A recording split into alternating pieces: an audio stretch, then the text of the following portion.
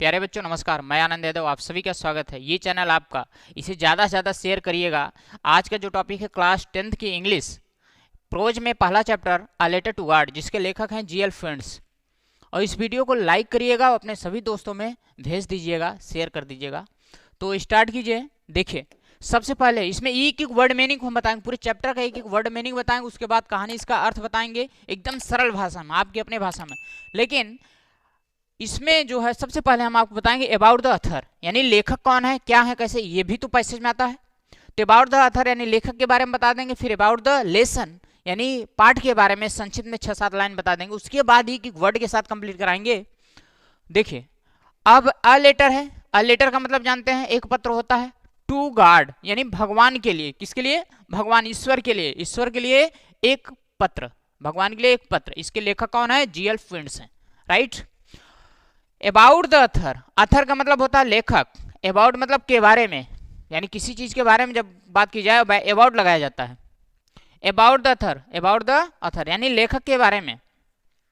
The author of the story, कहानी के लेखक, यानी a letter to God is G L Friends, यानी अ लेटर टू गॉड जो कहानी, भगवान के लिए एक पत्र की जो कहानी है, यानी अ लेटर टू गॉड कहानी के लेखक जी एल फ्रेंड्स हैं, राइट। अब देखिए इसमें, he was one of the greatest writers of that time.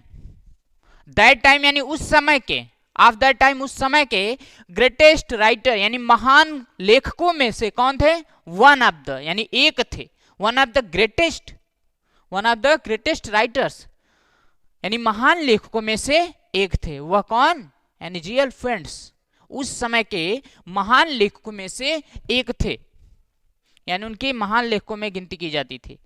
He was a Mexican poet, वह एक मैक्सिकन के कवि थे, यानी मैक्सिको के कवि थे, नोवेलिस्ट उपन्यासकार, एंड आल्सो जर्नलिस्ट, राइट।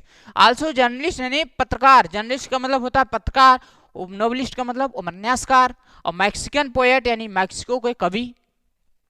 वह एक मैक्सिकन पोएट यानी मैक्सिकन कवि, उपन्यासकार और पत्रकार भी थे। अब आगे, द स्टोरी, स्टोरी का मतलब कहानी होता है, रिवॉल्व्स मतलब घूमना, अराउंड आसपास, the idea of having, idea of having जो विचार है उनके इसमें, unquestionable faith in God, unquestionable निसंदेह जो फेथ यानी इन गॉड भगवान में विश्वास, फेथ मतलब भरोसा, विश्वास, यानी कह सकते हो कि यह कहानी जो है भगवान में अटूट विश्वास, अनक्वेश्चनेबल निसंदेह विश्वास का जो विचार है इस कहानी के आसपास घूमता है, चक्कर लगाता है। चलिए अब अबाउट द लेसन देख लीजिए। जो कहानी है पूरे चैप्टर में उसका 5-6 लाइन में यहां बता दिया गया है। पहले इसको समझ लीजिए, फिर चैप्टर स्टार्ट करते हैं। द स्टोरी यानी कहानी, जो कहानी है a letter to God, a letter to God जो कहानी है by G L Friends, G L Friends के द्वारा डेपिक्स, डेपिक्ट का मतलब होता है वर्णन करना, डेपिक्ट मतलब लिख लीजिए किसी चीज का चित्रण करना। अनवेवरिंग फेथ, अटल, स्थिर, स्थिर कह सकते हो, अटल यानी अटूट फेथ विश्वास, ऑफ अ फार्मर एक किसान का, इन गॉड भगवान में, यानी अ लेटर टू गॉड जो कहानी है भगवान में एक किसान का अटूट विश्वास, भगवान में एक किसान का अटूट विश्वास का वर्णन जी एल फ्रेंड्स के द्वारा किया गया है। It beings with a farmer, इसमें कौन, एक किसान है, बीइंग्स विथ अ फार्मर एक किसान का अस्तित्व है, किसान के बारे में बताया गया। नेम्ड जिसका नाम, लेंचो, कौन, लेंचो, एक्सपेक्टिंग उम्मीद करना, फॉर रेन्स ओवर एक बारिश की, टू नरिश, नरिश का मतलब पोषण, हिज फील्ड ऑफ कॉर्न अनाज के खेत, अपने अनाज के खेत जो था उसका पोषण के लिए एक बारिश की उम्मीद कर रहा था। कौन, लेंचो, लेंचो अपने अनाज के खेत के लिए एक बारिश की उम्मीद कर रहा था। ही इज कॉन्फिडेंट दैट, उसे विश्वास था कि ही इज कॉन्फिडेंस, उसे विश्वास है दैट की हिज हार्वेस्ट, उसकी हिज हार्वेस्ट, हार्वेस्ट मतलब उसकी फसल, हार्वेस्ट फसल, हिज यानी उसकी फसल is going to yield his huge profit just like it does every year, प्रत्येक वर्ष, यानी जस्ट लाइक यानी ठीक उसी तरीके जैसे प्रत्येक वर्ष उसे होता था। यहां से देखिए उसकी फसल going to yield his huge profit, huge मतलब बड़ा, प्रॉफिट मतलब लाभ, उसे बड़ा लाभ होने वाला था, गोइंग टू यील्ड होने वाला, प्राप्त होने वाला कोई चीज, यानी उसे बहुत बड़ा लाभ प्राप्त होने वाला था, किससे, फसल से। जस्ट लाइक जैसा कि, like it does every year यानी प्रत्येक वर्ष जैसे होता था, उसे उम्मीद था कि जैसे प्रत्येक वर्ष होता था उसे प्रॉफिट, उसी तरीके से इस वर्ष भी बहुत बड़ा लाभ होने वाला है फसल से। लेकिन हो क्या जाता है, चलिए चैप्टर में देखते हैं। चैप्टर की शुरुआत यहां से होती है। जो इंपॉर्टेंट फैक्ट है मैंने बता दिया about the author, about the lesson. अब जो है चैप्टर आपका यहां शुरू होता द हाउस। द हाउस यानी एक मकान। दमली, आप यहां सोच रहे हैं कहीं अ लगता है कहीं द लगता है। द और अ का यानी ए एन का जो यूज आप पढ़ते हैं इनडेफिनिट आर्टिकल होते हैं, और द जो होता है कहीं द कहीं दी पढ़ा जाता है। इसका जो अपवाद है उसको हम बता देंगे किसी वीडियो में। लेकिन द जो एक डेफिनेट आर्टिकल है, जिस चीज को आप जान जाओ पहचान जाओ उसके पहले द लगाया जाता है, नाउन के पहले। तो ये जाना पहचाना एक मकान है, किसका, किसान का। द हाउस एक मकान, the only one in the entire valley. Entire का मतलब होता है संपूर्ण, वैली का मतलब होता है घाटी। केवल एक यानी जो हाउस है वो अकेला, यानी केवल एक मकान पूरे घाटी में, पूरे घाटी में केवल एक मकान। Set on the crest of low hill, low hill निचली पहाड़ी के, क्रेस्ट का मतलब होता है चोटी, निचली पहाड़ी की चोटी पर। सेट ऑन का मतलब होता है स्थित होना, मीनिंग देख लीजिए। सेट ऑन स्थित होना, क्रेस्ट मतलब चोटी, उचला मतलब एकदम ऊंचाई वाला भाग जो होता है क्रेस्ट। लॉ हिल पहाड़ी का निचला जो हिस्सा है, यानी नीचे स्तर का जो पहाड़ है। तो आप कह सकते हैं कि निचली पहाड़ी की चोटी पर केवल एक मकान उस घाटी में, संपूर्ण घाटी में स्थित था। यानी कि एक मकान है जो कि संपूर्ण घाटी में केवल अकेला, set on crest of a low hill, निचली पहाड़ी के चोटी पर स्थित था। निचली पहाड़ी की चोटी पर यानी उस संपूर्ण घाटी में केवल एक मकान है। From the site, from the site यानी उस ऊंचाई से। वन, वन का अर्थ यहां निकलेगा किसी से भी कह सकते हो, यानी कोई भी। Could see the river and the field of ripe corn dotted with the flowers that always promise a good harvest। बहुत लंबा सेंटेंस है, इसे तोड़ के समझिए तब समझ में आएगा। देखिए, फ्रॉम द साइट उस ऊंचाई से, one could see the river यानी कोई भी नदी को देख सकता था, और field of ripe corn, ripe मतलब पके अनाज, राइप कॉर्न पके अनाज की खेत। Dotted with flowers, with the flowers फूलों से लदे पके अनाज के खेत और नदियों को देख सकता था। दैट जो always promise a good harvest, जो कि एक अच्छी फसल की उम्मीद थी। गुड प्रॉमिस मतलब वादा करना, अ गुड हार्वेस्ट एक अच्छी फसल का वादा करती थी, या कह सकते हो एक अच्छी फसल की जिससे की उम्मीद थी। बात यहां समझ में आना कि संपूर्ण घाटी में केवल एक मकान स्थित था जो कि निचली पहाड़ी की चोटी पर।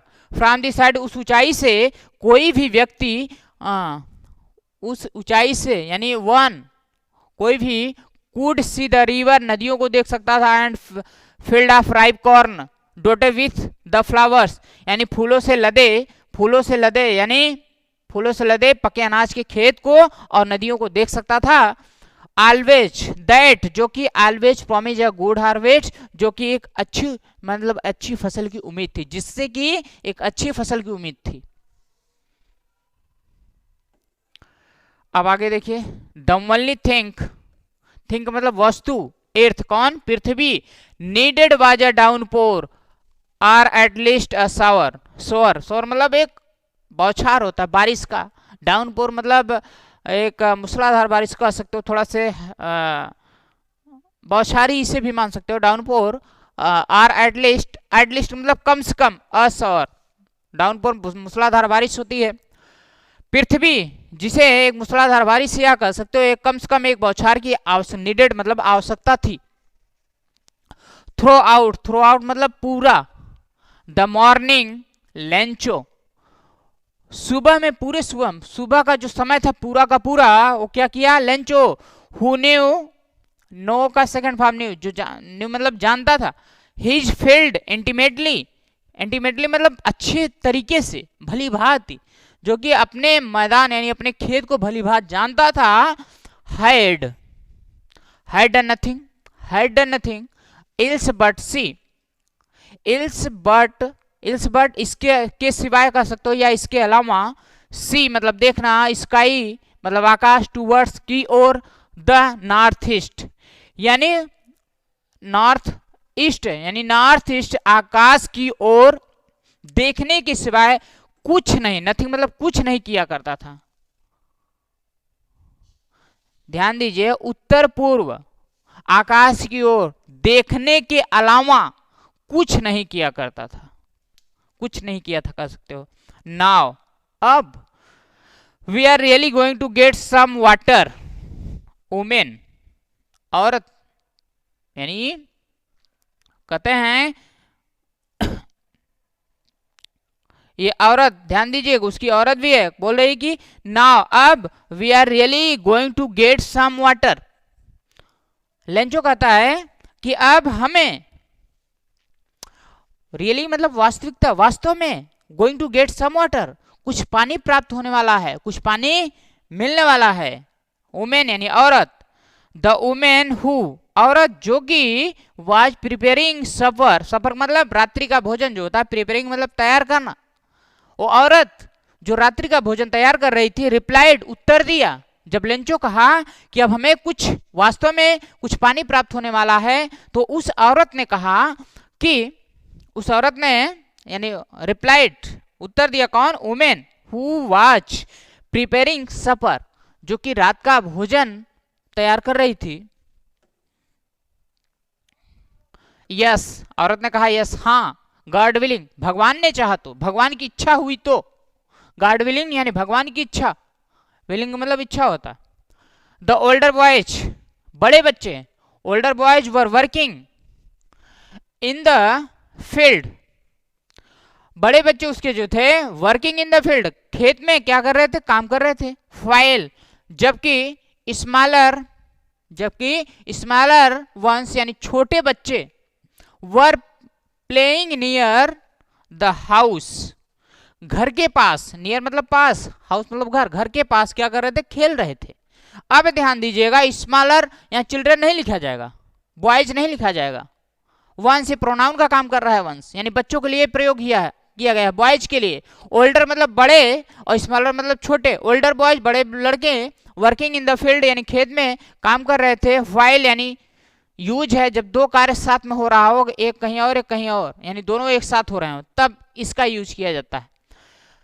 जब बड़े लड़के, the older boys were working in the field, खेत में बड़े बच्चे खेत में काम कर रहे थे, जबकि स्मॉलर वंस यानी छोटे बच्चे जो थे, छोटे बॉय छोटे लड़के, were playing in near the house, मकान के पास खेल रहे थे।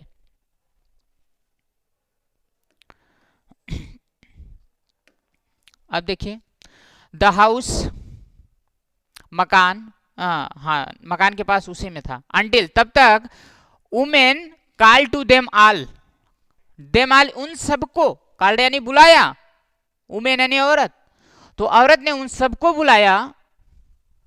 कम फॉर डिनर, किसके लिए? डिनर के लिए, रात्रि का भोजन के लिए उन सबको बुलाया।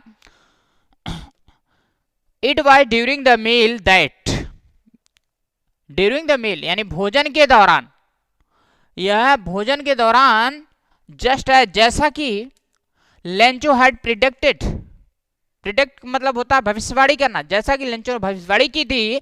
बिग ड्रॉप ऑफ रेन, वर्षा की बड़ी बूंदें, बिगेन टू फॉल गिरना प्रारंभ हो गई, जैसा कि लेंचो ने कहा था कि हमें कुछ पानी प्राप्त होने वाला है, तो वही यहाँ हो रहा है कि जैसा कि लेंचो ने भविष्यवाणी किया था कि बिग ड्रॉप ऑफ रेन, वर्षा की बड़ी बूंदें गिरना प्रारंभ हो गई in the north east huge mountain, उत्तर पूर्व में ह्यूज माउंटेन यानी बड़े पर्वत, विशाल पर्वत के क्लाउड्स, बादल, बादलों के विशाल पर्वत जैसा बादल कुड बी सीन अप्रोचिंग, आते हुए दिखे जा सकते थे, आते हुए दिखाई दिए कर सकते हो। अप्रोचिंग मतलब आते हुए कह सकते हो, अप्रोचिंग मतलब पहुंचना। The air was fresh and sweet, जो हवा थी, एयर मतलब हवा, फ्रेश मतलब ताजा, स्वीट मतलब मधुर, हवा जो थी ताजी थी, मधुर थी, यानी कह सकते हो मौसम सुहाना था। The man went out for no other reason than to have pleasure of feeling the rain on his body, आदमी जो था बाहर गया फॉर नो अदर रीजन, किसी अन्य कारण के लिए नहीं, बल्कि प्लीजर्स मतलब सुख, आप फीलिंग अनुभव, the rain on his body, अपने शरीर पर वर्षा के सुख का अनुभव लेने के लिए बाहर आदमी गया, कि कोई और कारण नहीं था, नो अदर रीजन, कोई और कारण नहीं था।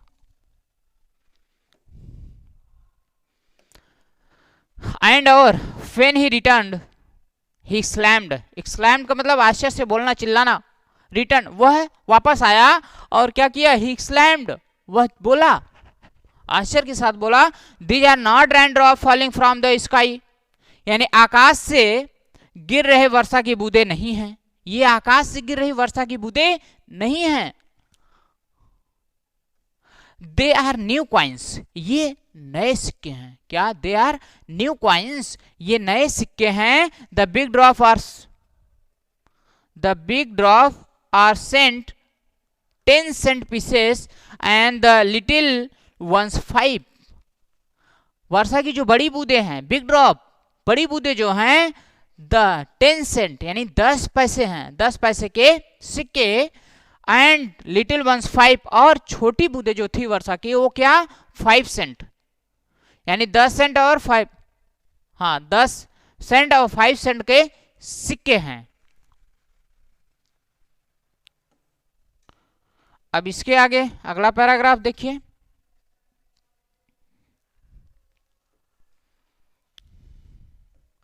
with a satisfied expressions he regarded the field of ripe corn with its flowers drape a curtain of rain, इसमें कुछ मिस्टेक देखें, एक मिनट, क्या है किताब में,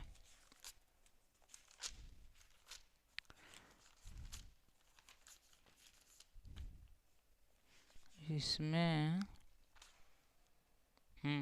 with a satisfied expressions he regarded the field of ripe corn with its flowers draped in a curtain of rain, draped in a curtain, हाँ sorry यहाँ पे इन होना चाहिए, ध्यान दीजिएगा, यहाँ इन भी होगा, राइट। तो विद सेटिस्फाइड एक्सप्रेशन मतलब भाव होता है, वह संतुष्टिपूर्ण भाव से, ही रिगार्डेड मतलब सम्मान में देखना कह सकते हो, the field of ripe corn with its flower, यानी फूलों के साथ पके अनाज, फूलों से लदे यानी कह सकते हो पके अनाज के खेत को देखा, ड्रैप इन अ कर्टेन ऑफ रैन, रैन मतलब वर्षा, कर्टेन मतलब चादर, आवरण हो सकता है, आवरण ढका होना, वर्षा के चादरों से ढक गया था, जो कि वर्षा के चादरों में ढक गया था, बट लेकिन सडनली का मतलब अचानक, a strong wind began to blow, strong wind मजबूत हवा ने तेजी से, हवा जो था तेजी से बिगेन टू ब्लो चलना प्रारंभ हो गया, एंड और along with का मतलब होता है साथ साथ, the rain very large hail stones began to fall गिरना प्रारंभ होना, हेल स्टोन ओले के छोटे छोटे पत्थर कह सकते हो, हेल स्टोन का मतलब होता है ओला, पत्थर नहीं ओला, लार्ज मतलब बड़े, वेरी यानी बहुत बड़े, ओले साथ साथ क्या था, उसके साथ साथ वर्षा के बड़े बड़े ओले गिरना शुरू हो गए। This truly did resemble new silver coins. Silver coins मतलब चांदी के सिक्के, रिजेंबल मतलब समानता, मिलते जुलते, ट्रूली मतलब वास्तव में, दीज मतलब ये वास्तव में चांदी के सिक्के के समान थे, चांदी के सिक्के से मिलते जुलते थे जो ओले थे। बॉयज, द बॉयज यानी लड़के, एक्सपोजिंग, एक्सपोज का मतलब होता है किसी चीज को उजागर करना, बाहर निकालना। एक्सपोजिंग देमसेल्वेज यानी स्वयं वे क्या बाहर आए, टू द रैन वर्षा में। Ran out to collect the frozen pearls का मतलब होता है जमे हुए मोतियों को इकट्ठा करने के लिए बाहर दौड़े। रन आउट, ध्यान दीजिए, रन आउट बाहर दौड़ना, टू कलेक्ट इकट्ठा करने के लिए कौन सा, जमे हुए मोतियों के, जमे हुए जो मोतियां थी मतलब कह सकते हो जो ओले थे उनको इकट्ठा करने के लिए वे क्या बाहर दौड़े। It's really getting bad now, अब यह बुरा हो रहा है। उन्होंने कहा इट्स रियली वास्तव में, गेटिंग बैड नाउ अब यह बुरा हो रहा है।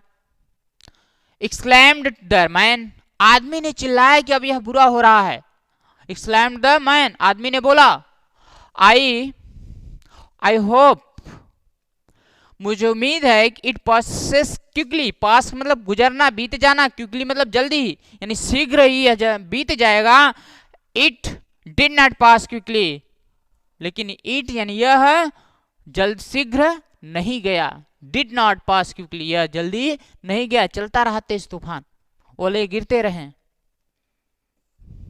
अब यहां देखिए फॉर एन आवर यानी घंटों से, एक घंटे से, हेल रेन मतलब ओले की बारिश हुई, इन द हाउस घर पे, द गार्डन बगीचों में, द हिल साइड यानी पहाड़ी के आसपास, द कॉर्नफील्ड यानी खेतों में, अनाज के खेतों में, ऑन द होल वैली यानी संपूर्ण, होल मतलब संपूर्ण, on the whole valley, valley मतलब घाटी होता है, संपूर्ण घाटी पर, यानी एक घंटे से ओले की बारिश कहाँ कहाँ हुई, घर पर, बगीचे में, हिल साइड का मतलब पहाड़ी के आसपास, कॉर्नफील्ड पके अनाज के खेत में, कॉर्नफील्ड अनाज के खेतों में, ऑन होल वैली संपूर्ण घाटी में, यानी इन सभी जगहों पे घंटों से यानी एक घंटे से ओले की बारिश हुई।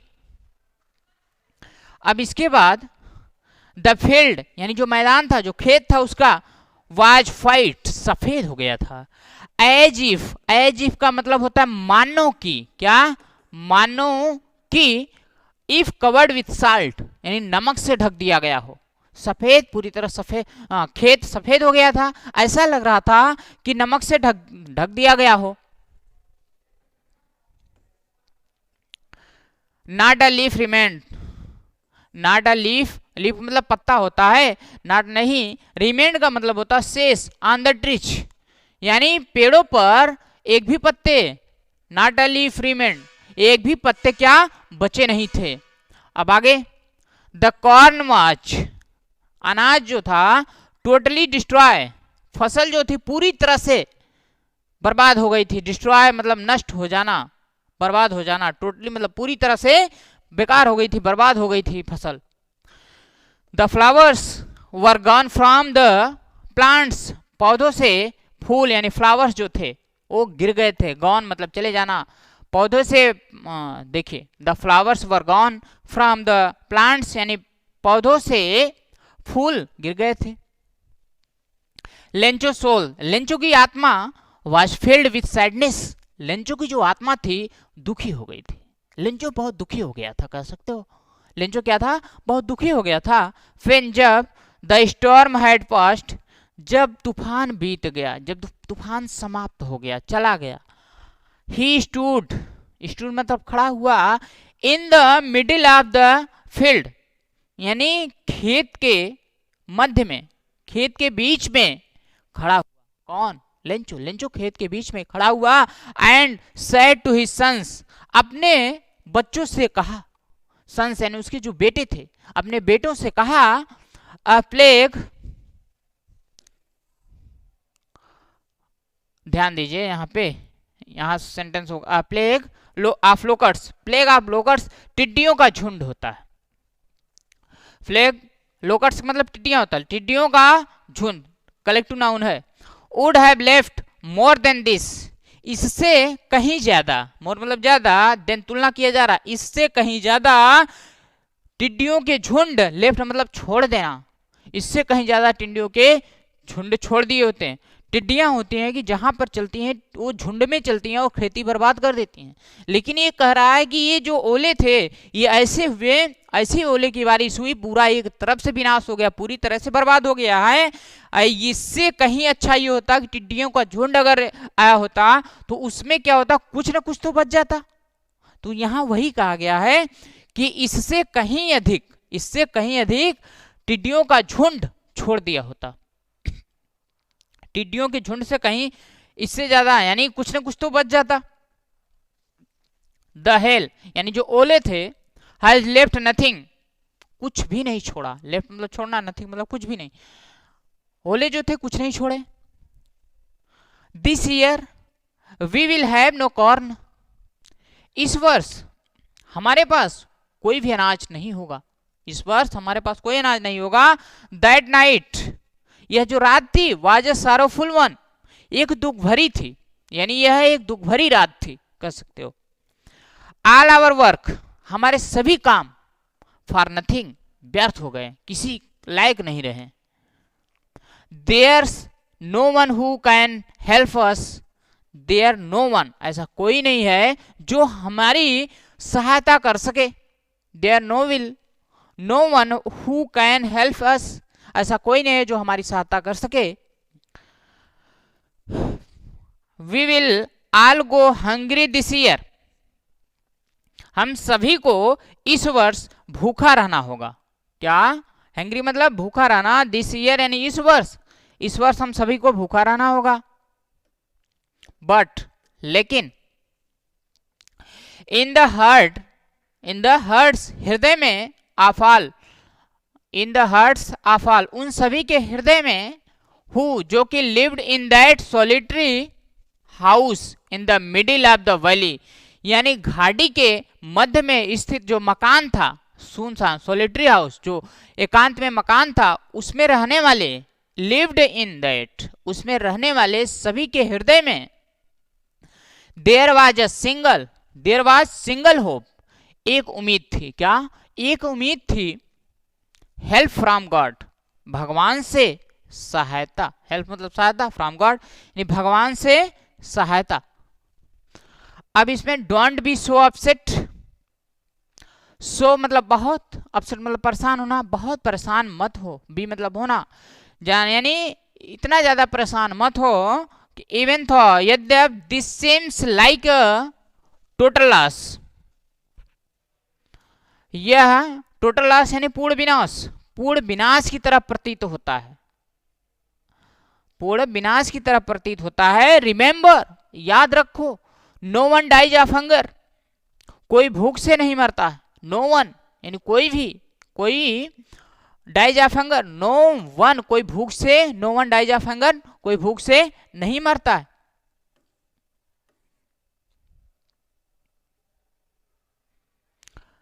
दैट्स व्हाट,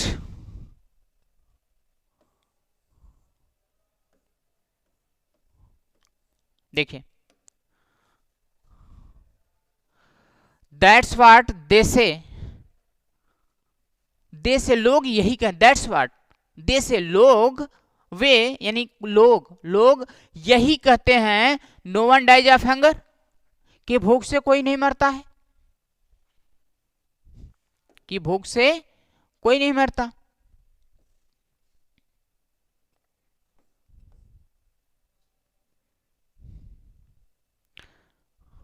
चलिए अब जो है नेक्स्ट पार्ट में, अगले वीडियो में इसका सेकंड पार्ट में कंप्लीट करा देंगे।